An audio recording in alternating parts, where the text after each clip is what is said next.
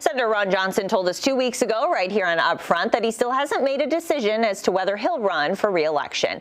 But Democrats are already lining up to try to unseat him, including our next guest, who is Lieutenant Governor Mandela Barnes. Thanks for being here. Yeah, thanks so much for having me. So I guess my first question is just, what would you do for Wisconsin and Washington that you can't do as Lieutenant Governor? Yeah, well, I'm actually looking forward to continuing that work, to be a partner to Governor Tony Evers. Unfortunately, we do run into a lot of roadblocks with the legislature, and we know that we need federal help for us to be as bold as we want to be in addressing the climate crisis. When Republicans continue to block our expansion of Badger Care in the state, we know that the answer to that is a more universal form of health care from the federal government.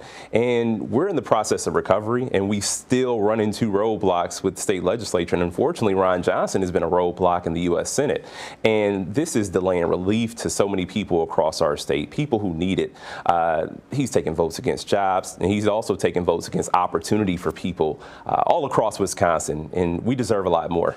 Let's talk about some big news from this week. President Biden saying businesses with 100 or more employees will have to require the COVID-19 vaccine or do weekly testing.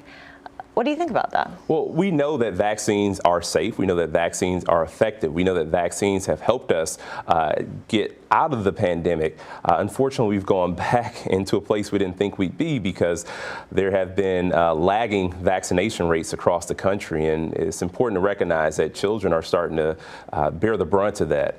Do you agree with President Biden saying that businesses need to either have everyone vaccinated or do weekly testing? Well, this isn't anything new. People have had to get vaccines to go to school. People have had to get vaccines to join the military. So is that a yes? These aren't new. This isn't a new development.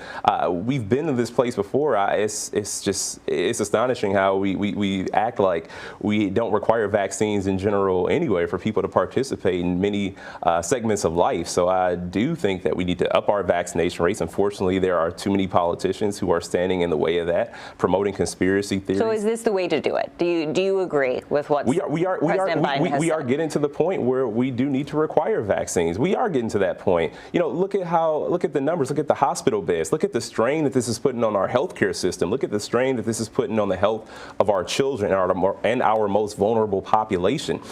What other choice do we have right now? How do you enforce it? That's the tough part, you know. How do you enforce it? How do you enforce any sort of requirement?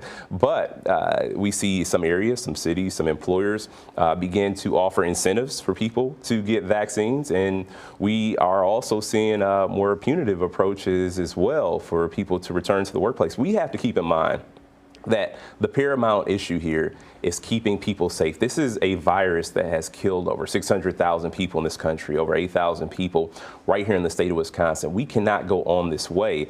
People who have had no contact with the virus find themselves out of luck if they show up to a hospital, if they show up in our healthcare system, because beds are being taken up by folks who've been resistant to get the vaccine. And we also see people who have been resistant and hesitant to get the vaccine on their deathbed, quite literally trying to figure out what they can do next. This is about saving the community around all of us, but it's also about protecting those individuals that didn't take it seriously because of whatever thread they read online, because of whatever false information was being put out there by politicians like Ron Johnson, who has gone out on these conspiracy theory tours, and it has only made people in this state less safe. When it comes to running for Senate, I mean, you probably have the most statewide recognition of the candidates who are in the race so far, but that also means that you have more public scrutiny, and Republicans are already attacking you.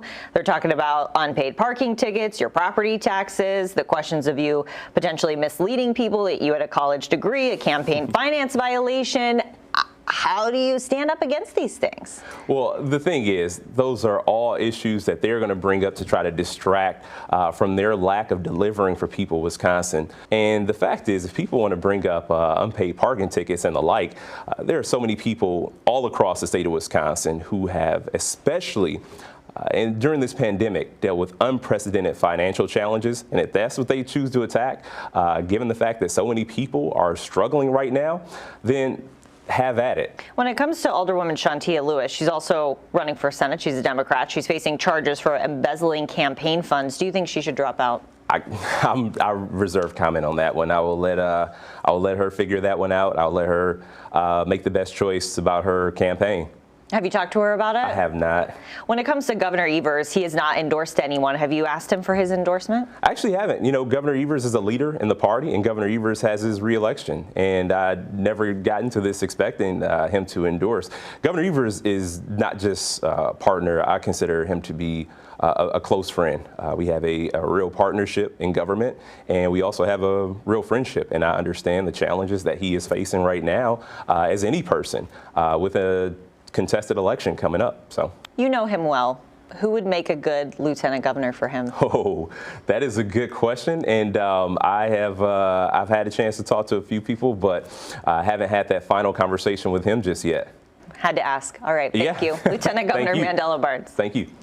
More now on Milwaukee Alderwoman and Senate candidate herself, Shantia Lewis, who's facing felony fraud charges. Prosecutors say she defrauded the city and her campaign of more than $21,000. Her attorneys say a crime did not occur. Our partners at WisPolitics are tracking the investigation. You can read more on their website at wispolitics.com.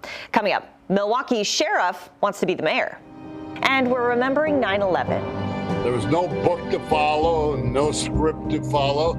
Former Governor and Health and Human Services Secretary Tommy Thompson's unique perspective of that day 20 years ago.